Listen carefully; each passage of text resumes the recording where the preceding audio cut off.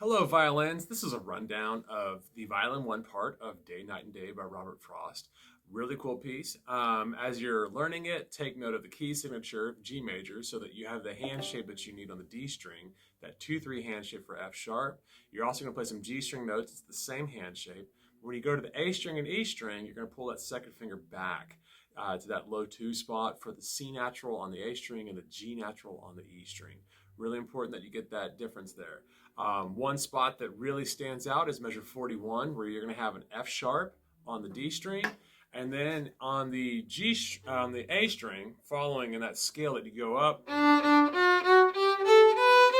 So you go high 2 for F sharp, and then pull that second finger back for that C natural right there. Very, very important to get that note. As you're learning it, also take note of the roadmap. Start at measure 1, go all the way to measure 59, which is the last measure of the page. And then you jump back to 28, and you play all the way through measure 43, through the fine, and then you are done. As you're approaching measure 59, there is a diminuendo and a retardando. So when I have the metronome going, you're going to really hear me fight the metronome. I'm going to slow down. The metronome's going to stay at the same tempo, so you get a feeling of like how that music sort of robs the beat and pulls back. And then you're going to get a breath, like a couple beats before I jump back to 28. The reason being is when we slow down, we're going to give a musical sort of breath in real life and actually start at 28 with everybody, and the piece sort of kicks up and goes. I believe that's really about it. The rhythms themselves aren't too tricky, but something that does throw students off is the long tones. Make sure you count them to full value, also like your whole notes. And also at measure 44, you get that dotted quarter, 1 and 3, 4. You get that in there. Also, second to last measure before 59, so that is measure 58, you have that low 1 D sharp. So you're going to pull that first finger back to that low 1 spot to get that D sharp half step below E, and also your accidentals. Even though you do have C naturals in here, you do have 2 C sharps, measure 7, and then when that melody comes back at 28, which is measure 34 as well, is where you're going to have that C sharp. Really important to make that jump from low 2 to high 2 for that C sharp there. All right, without further ado, I'm going to go ahead and hit the metronome, and it's set to 108 beats per minute, which is the suggested tempo for the actual piece. And the big click right there is beat 1. So I'm going to give it a measure, and then I'm going to go ahead and play through the whole thing.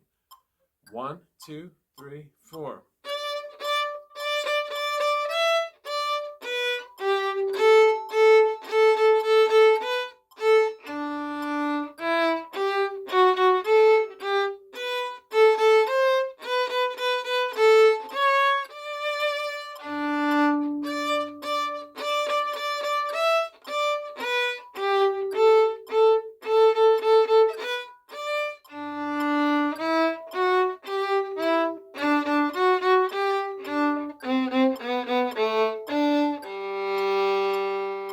One, two, three, four. 1, 2, softly. 2,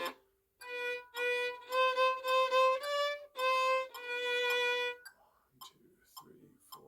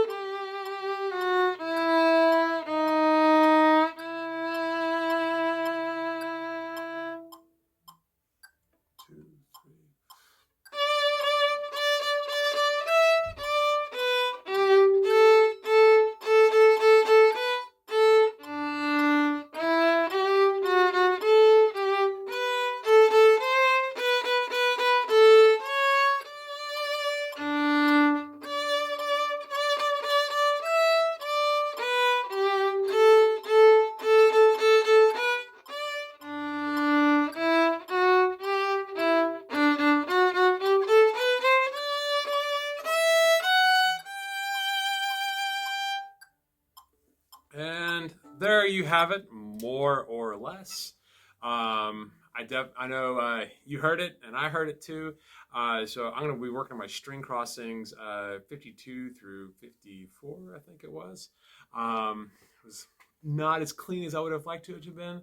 But hopefully this gives you an idea of really how to actually approach this piece and also start playing it in the way that rhythmically it lines up where it needs to be. Note-wise, you get an idea of what's going on there. So when you can practice this on your own and get this lined up, we can put this together in class and really make this something just fun and special.